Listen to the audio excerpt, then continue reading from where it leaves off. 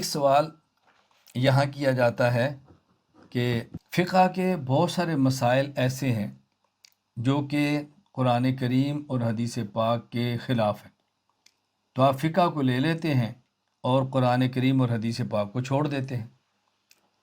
اچھا جی، کوئی مثال کہتے ہیں جی، اس کی مثال یہ ہے کہ فقہ حنفی کے اندر یہ مسئلہ موجود ہے کہ جب مسجد میں جمعہ کے دن آپ جائیں اور امام منبر پر بیٹھ کے خطبہ جمعہ دے رہا ہو، عربی خطبہ جمعہ، تو آپ نے نماز نہیں پڑھنی، سنتیں نہیں پڑھنی، بیٹھ جائیں۔ جبکہ حدیث پاک میں ہے اور حدیث پیش کی جاتی ہے، صحیح مسلم حدیث نمبر 875، حضرت جابر رضی اللہ تعالیٰ فرماتے ہیں کہ سلیق عطفانی رضی اللہ تعالیٰ عنہ جمعہ کے دن آئے، ورسول اللہ صلی اللہ علیہ وسلم قاعد علی المنبر، اور رسول اللہ صلی اللہ علیہ وسلم منبر پر تشریف فرما تھے، فقعد سلیق، حضرت سلیق رضی اللہ عنہ بیٹھ گئے، قبل ان یصلی، اور مسجد میں داخل ہو کر سنت نہیں پڑھی، نوافل نہیں پڑھے۔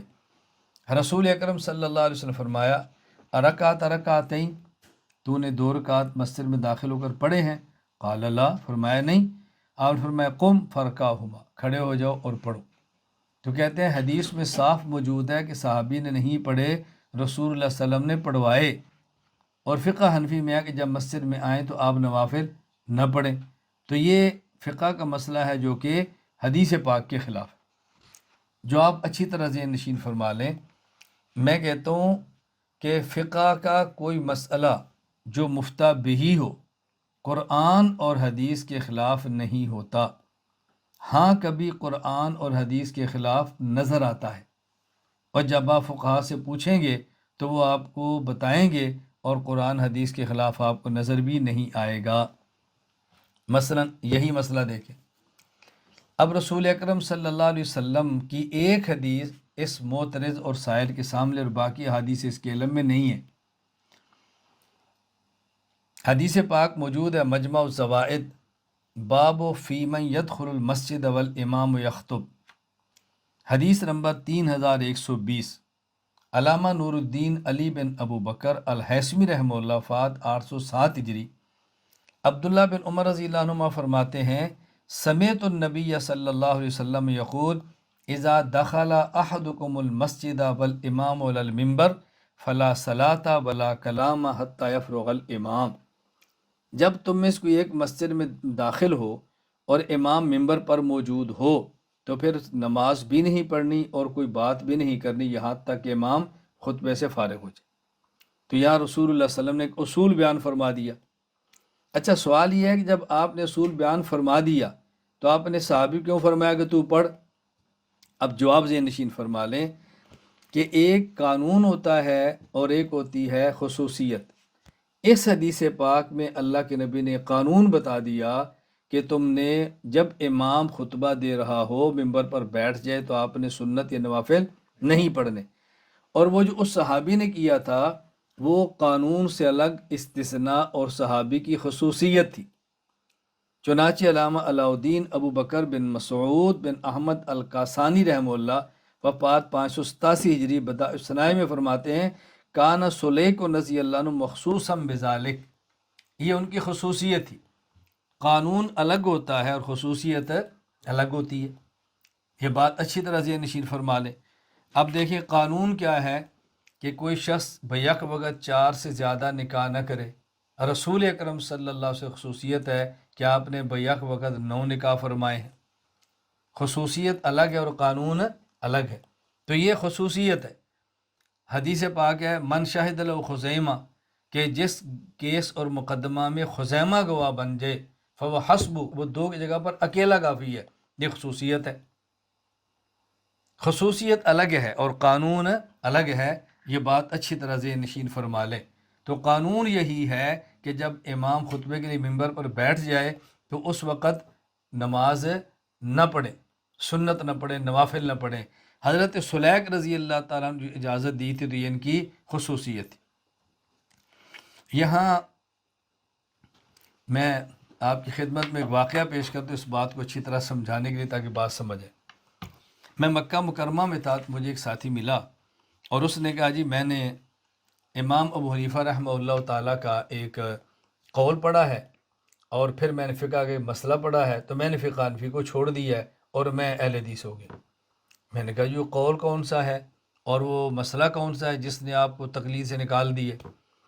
اس نے کہا امام ابو حنیفہ رحمۃ اللہ علیہ کا میں نے قول پڑھا ہے کہ آپ یہ فرمایا کرتے تھے کہ اگر کوئی میرا مسئلہ تمہیں قرآن اور حدیث کے خلاف ملے تو تم اس کو دیوار پر مار دو، چھوڑ دو اس کو، تم حدیث کو لے لو۔ جبکہ فقہ میں مسئلہ یہ ہے کہ جب آدمی مسجد میں داخل ہو اور امام منبر پر ہو، خطبہ دے رہا ہو، تو آپ نوافل نہ پڑھو، اور حدیث پاک میں اگر رسول اللہ صلی اللہ علیہ وسلم کے صحابی مسجد میں داخل ہوئے، نوافل نہیں پڑھے، آپ نے پوچھا تو کہا میں نہیں پڑھے، فرمایا اٹھو اور پڑھو۔ تو یہ چونکہ مسئلہ حدیث کے خلاف ہے تو میں نے فقہ کو چھوڑ دیا۔ تو میں نے ان کو مذاق میں کہا، میں نے کہا دیکھو اگر تم حضرت امام ابو حنیفہ رحمہ اللہ کا قول سمجھ جاتے تو تم فقہ کے مسئلے چیک نہ کرتے، اور اگر تم فقہ کو سمجھ جاتے تو فقہ کو چھوڑ کر کبھی غیر مقلد نہ بنتے۔ کہا جی اس میں نہ سمجھنے والی کون سی بات ہے؟ میں نے کہا سمجھنے والی بڑی آسان سی بات ہے، وہ یہ، میں پہلے مثال دیتا ہوں پھر آپ کو بات سمجھ آئے۔ میں نے کہا میں مثال یہ دیتا ہوں، اگر آپ کسی ڈاکٹر کے پاس جاؤ اور کہو جی میرے سر میں درد ہے، مجھے دوائی دو، ڈاکٹر صاحب آپ کو ایک گولی دیں اور 200 روپیہ مانگ لیں، تو آپ کہو گے ڈاکٹر صاحب اتنی مہنگی؟ تو ڈاکٹر صاحب کہتے ہیں یہ امپورٹڈ ہے، یہ باہر سے آئی ہے، بہت مہنگی ہے، تم ایسا کرو کسی کو چیک کرا لو، اگر ٹھیک نہ ہو تو اس کو گٹر میں پھینکو، مجھ سے 400 لے لو۔ میں نے کہا آپ نے اس گولی کو، بندے نے گولی کو لیا اور لے کر کسی کو چیک کرایا، اس نے سونگا، اس نے کہا تو زہر ہے، یہ نہ کھانا۔ اب اس بندے نے گٹر میں پھینک دیا اور ڈاکٹر صاحب پاس کلینک میں چلا گیا، کہا جی ڈاکٹر صاحب 400 روپیہ دو۔ تو ڈاکٹر صاحب پوچھے کس بات کا؟ میں نے کہا جی آپ نے کہا تھا چیک کراؤ، میں نے گولی چیک کرے، وہ تو زہر تھی، میں نے پھینک دیا۔ تو ڈاکٹر صاحب نے پوچھا کہ آپ نے کس سے چیک کرائی ہے؟ وہ کہتے ہیں بشیر موچی گڑوں۔ کس سے چیک کرائی ہے؟ بشیر موچی گڑوں۔ یعنی ہمارے یہاں جو جوتی گانٹتا ہے اس کو موچی کہتے ہیں نا، تو ہمارے یہاں پنجابی زبان میں نام الٹا بولتے ہیں، یہ جو جوتیاں گانٹتا ہے نا بشیر موچی، میں نے اسے چیک کرائی ہے۔ تو ڈاکٹر صاحب سے کہتے ہیں کوڑے دیا پترا تو میری گالی نہیں سمجھا۔ اس نے کہا بیوقوف آدمی تو میری بات ہی نہیں سمجھا، میں نے جو کہا تھا کہ میری دوا چیک کراؤ تو اس کا مطلب یہ تھا کسی MBBS ڈاکٹر کو چیک کراؤ، اور تو نے جا کر بشیر موچی سے چیک کرا دی، تو میری بات ہی نہیں سمجھا۔ میں نے کہا جب امام صاحب فرماتا ہے کہ میرا مسئلہ تم چیک کرو، وہ تجھے نہیں کہا پکوڑے بیچنے والے کو، گنڈیری بیچنے والے کو، جوتیاں گاٹھنے والے کو، کسی انجینئر کو، ڈاکٹر کو، وہ امام ابو حنیفہ نے فرمایا ہے کہ میرا مسئلہ چیک کرے امام مالک، امام شافی، امام احمد، مجتہد میرا مسئلہ چیک کرے، مجتہد چیک کرے، وہ تمہیں تھوڑے کیا چیک کرو۔ تو امام صاحب کی بات سمجھا نہیں، سمجھ لیتا تو فقہ کو چیک نہ کرتا، اور اگر مسئلہ سمجھ لیتا تو میں نے کہا پھر تو کبھی بھی تقلید کو نہ چھوڑتا، فقہ کا انکار نہ کرتا۔ جی وہ کیسے؟ میں نے کہا میں بتاتا ہوں، ایک حدیث پاک میں ہے کہ ایک صحابی ہے کہ یا رسول اللہ میں روزے کی حالت میں تھا، میں اپنی بیوی کے پاس چلا گیا ہوں، تو کیا حکم ہے؟ آپ نے فرمایا کہ تم ایک غلام آزاد کرو۔ کہا یا رسول اللہ میں تو اپنی گردن کے علاوہ کسی کا مالک ہی نہیں، میں کہاں سے آزاد کروں؟ 2 ماہ مسلسل روزے رکھو۔ کہا یا رسول اللہ میں تو ایک روزہ نہیں رکھ سکا، تو 2 ماہ مسلسل کیسے رکھوں گا؟ فرمایا 60 مساکین کو کھانا کھلاؤ۔ کہ یا رسول اللہ میرے پاس تو اتنے غلہ نہیں، کبھی چولہا جلتا ہے کبھی نہیں جلتا۔ وہیں بیٹھے تھے تو ایک صحابی اور آئے اور انہیں کچھ کھجوریں دی، ایک ٹوکرا کھجور کا، کہ یا رسول اللہ کھجوریں ہیں اور مساکین مدینہ کے لیے صدقہ ہے۔ آپ نے فرمایا یہ لے جاؤ، تم یہی تقسیم کر دو، تمہارا یہی فدیہ ہے۔ انہوں نے کہا یا رسول اللہ مجھ سے زیادہ مدینے میں کون غریب ہوگا؟ فرمایا جو تم خود کھا لو، یہی تمہارا فدیہ، خود کھا لو۔ ہے حدیث میں کہا جی ہے۔ میں نے کہا اچھا یہ بتاؤ، ایک اور حدیث ہے کہ رسول اکرم صلی اللہ علیہ وسلم کی یہودی سے ایک گھوڑے پر خرید و فروخت ہوئی تو بیچ دیا، پیسے دے دیے ہیں؟ کہا جی نہیں، یہ بات چل رہی تھی تو خزیمہ آ گئے، تو انہوں نے کہا یا رسول اللہ میں گواہی دیتا ہوں کہ آپ نے خریدا ہے، اس نے بیچا ہے، آپ نے پیسے دیے ہیں۔ تو آپ نے فرمایا کہ تو موجود ہی نہیں تھا، جب تک بندہ موقع پر موجود نہ گواہی کیسے دے سکتا ہے؟ تو انہوں نے کہا یا رسول اللہ اس سے بڑی بات تو کہ ہم گواہی بغیر دیکھے دیتے ہیں، جبریل آسمان سے آتے ہیں، ہم کہتے ہیں جی آئے ہیں، چلے گئے؟ ہم کہے چلے گئے. یہ اس کی کیا حیثیت ہے؟ تو رسول اکرم صلی اللہ علیہ وسلم فرمانے لگے من شہد لہ خزیمہ فہو حسبہ، جس کیس میں خزیمہ اکیلا گواہ بن کے آ جائے یہ 2 کی جگہ پر کافی ہے. میں نے کہا ہے کہ جی ہے. میں نے کہا اچھا میں تجھ سے پوچھتا ہوں، مجھے یہ بتا کہ اگر میں نے کہا جو فقہ کا منکر ہے، اگر کوئی فقہ کا منکر اور چیک کر یہ روزہ رکھ لے اور روزے کی حالت میں اپنی بیوی کے پاس چلا جائے اور مسجد میں جا کر امام صاحب سے کہ امام صاحب مجھے کھجوریں کھلاؤ، امام صاحب پوچھے بھائی کس خوشی میں؟ کہ جی میں نے روزہ رکھا ہوا تھا تو روزہ رکھ کے میں نے توڑ دیا، بیوی کے پاس چلا گیا تھا، ہم بستری کر لی. تو امام صاحب میں ذرا میرا جوتا لا میرا. وہ کہ لے اللہ کے نبی صلی اللہ علیہ وسلم کھجوریں کھلاتے تھے اور آپ جوتے مارتے ہیں. حضور کھجوریں کھلاتے تھے اور آپ جوتے کھلاتے ہیں ہمیں. میں نے کہا یہ بات ٹھیک ہے؟ کہتے جی غلط ہے. میں نے کہا حضور پاک نے تو کھلائی ہیں صلی اللہ علیہ وسلم. میں نے کہا بات کیا ہے؟ قانون یہ ہے اگر کوئی روزہ رکھ کے اپنی بیوی کے پاس چلا جائے تو غلام آزاد کرے، نہیں تو 2 ماہ کے مسلسل روزے رکھے، نہیں تو 60 مساکین کو کھانا کھلائے. یہ اس کی خصوصیت ہے. قانون الگ ہے، خصوصیت الگ ہے. میں نے کہا اسی طرح مجھے ایک بتا، اگر عدالت میں کیس ہو اور گواہ کوئی تو جیسا چیک کر آ جائے تو جج نے بھی گواہ لاؤ، تو گواہی دے دے، تو جج کے بھی اور گواہی لاؤ، اور یہ جو چیک کرنے والا ہے منکر فقہ چیک کر یہ کہہ دے جی میں اکیلا کافی ہوں جج صاحب. کیوں؟ کہ جی میں گواہی دیتا ہوں کہ حضور پاک صلی اللہ علیہ وسلم گھوڑا خریدا ہے، یہودی نے بیچا ہے اور آپ نے پیسے دی، میں گواہی دیتا ہوں. جج پوچھے پھر کیا ہوا؟ اس نے کہا جی حضرت خزامہ نے گواہی دی تھی نا، تو آپ نے فرمایا تھا تو 2 کی جگہ قائم مقام ہے، تو میں بھی گواہی دیتا ہوں.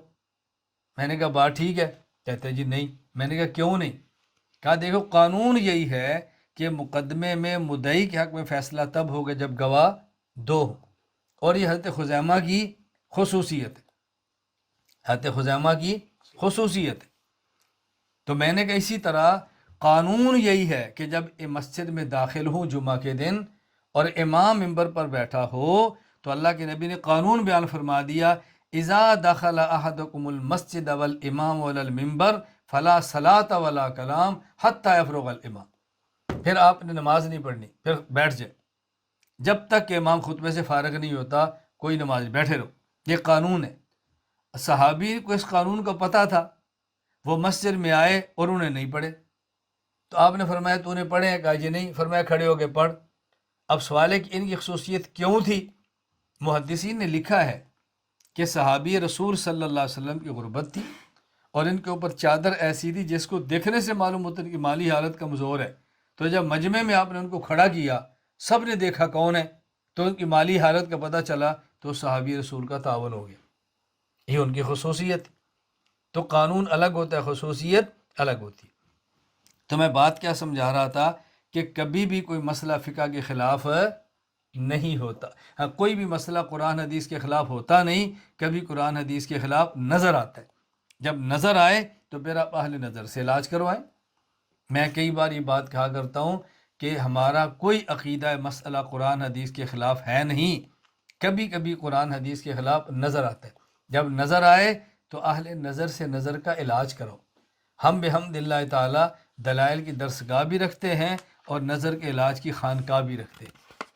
دلائل بھی دے لو اور نظر کا علاج بھی کرا لو تو انشاءاللہ کوئی مسئلہ قرآن حدیث کے خلاف نظر بھی نہیں آئے گا.